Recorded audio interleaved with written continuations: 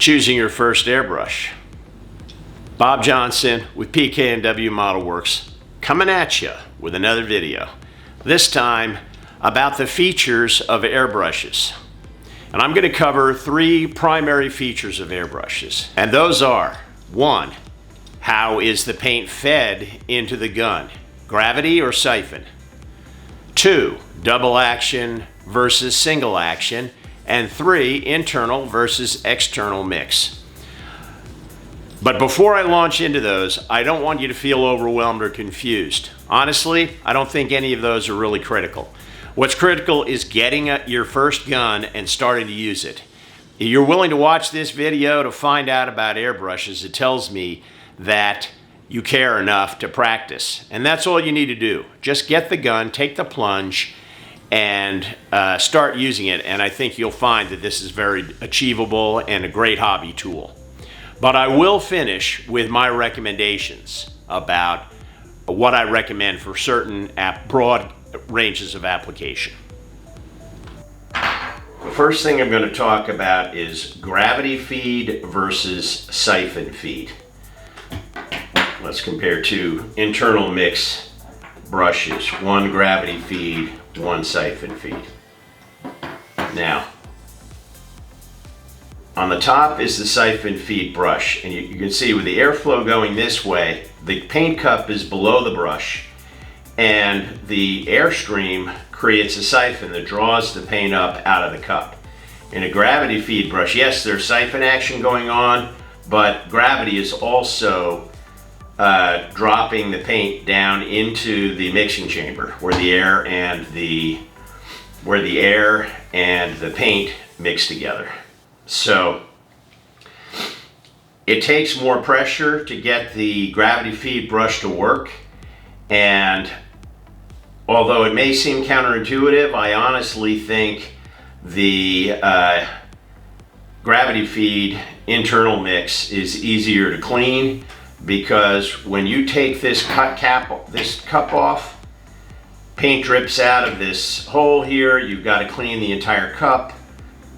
It's just one more piece to clean, and every time I pull this thing out, it would make a mess. So I prefer a gravity feed as opposed to a siphon feed. The air supply is going to be quieter. It takes less pressure to get the work done. However, one of the advantages of the siphon feed is that you can attach something like this. And when you do that, you can paint a large area on a model railroad layout. You can paint big signs. You can paint a lot of area, and you can find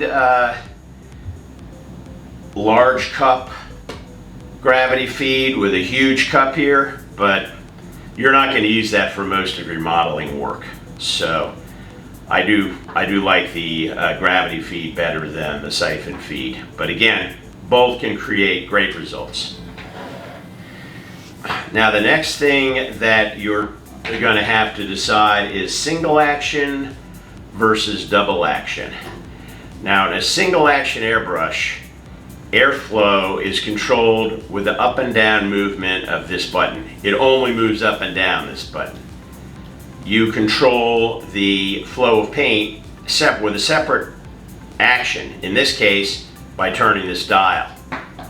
With a double action airbrush, the trigger here moves in both directions. It moves down. You may not be able to see that very well, but it moves down to trigger the air supply. And then as you pull back, that pulls the needle back in the nozzle, letting more and more paint out. So you do have finer control with a double action brush, but you can get absolutely excellent results with a single action brush. Now, just to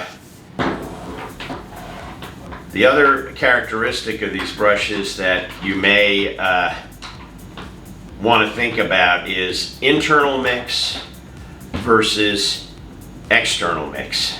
Now, in this case, these are both siphon feed guns. But the top one is an external mix. Notice how the paint comes up and enters the airstream outside the body of the gun, right here at the end of the nozzle. On the internal mix, the paint mixes with the air inside the body of the gun. I would say that it is a little bit easier to clean. If you get a siphon feed gun, it is a little bit easier to clean this. You don't have to, the needle is a very small part here. You do have to take this all apart to clean it, just like you have to take apart the full body of an internal mix gun. So it might be a little bit easier to clean the external mix, but to me, it's not that big a difference. Well, that was my 3 primary characteristics or physical features of airbrushes that I think you should consider when looking at one.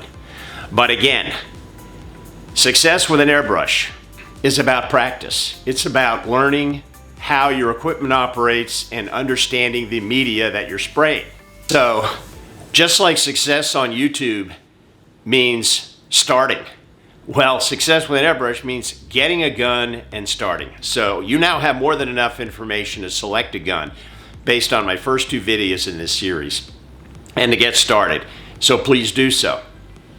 Now, my preference for painting models is an internal mix gun with an integral gravity feed cup and a double action trigger. And that is the gun preferred by a lot of airbrush professionals doing detail work. And I use a 0.3 millimeter needle. You can get a 0.5 and cover a lot bigger area, and if you're working in a really large scale or you're painting large areas, you might want that. Note that in a lot of guns, it's not just the needle, but it's also the tip, the nozzle. There's 3 or 4 parts that need to be replaced if you're going to change your needle size, not just the needle. So that's what I recommend. I think it's easier to clean. Gravity feed requires less air pressure, so it's quieter. And when I'm concentrating painting a model, that compressor kicking in will scare the crap out of me. And so I don't like that to happen. So having a lower pressure air gun means I don't need to have that happen as often. But again, if you are painting a really large area, you might want to consider a siphon feed gun, because you can get a really large paint reservoir that you can swap out. You can use a small paint reservoir when you're painting models, and then use a large paint reservoir when you're painting 500 feet of ballasted track or something like that, and you don't want to be having to pour paint in your paint cup all the time. But the important thing to know is you can get great results with any of these guns. Single action, double action, internal, external mix, siphon feed, gravity feed. It doesn't really matter that much. Your success is only 10% of your success or less is based on the equipment. 90% is based on practice, learning how to use the equipment, and it's not that hard to get that practice and figure out what to do. So don't worry if you've already bought a gun and it's not exactly the one that I recommend. You're going to be okay. I got great results with single action, siphon feed guns for years. Results where people were coming up to me at model contests asking me, how did you do that? Okay, so you can do it too. That's all I got for you. Until next time, stay tuned for future videos in this series about how to actually use a gun and how to clean it, which is almost as important as how to use it. Until next time, Bob Johnson with PKNW Modelwerx signing off. Keep on modeling.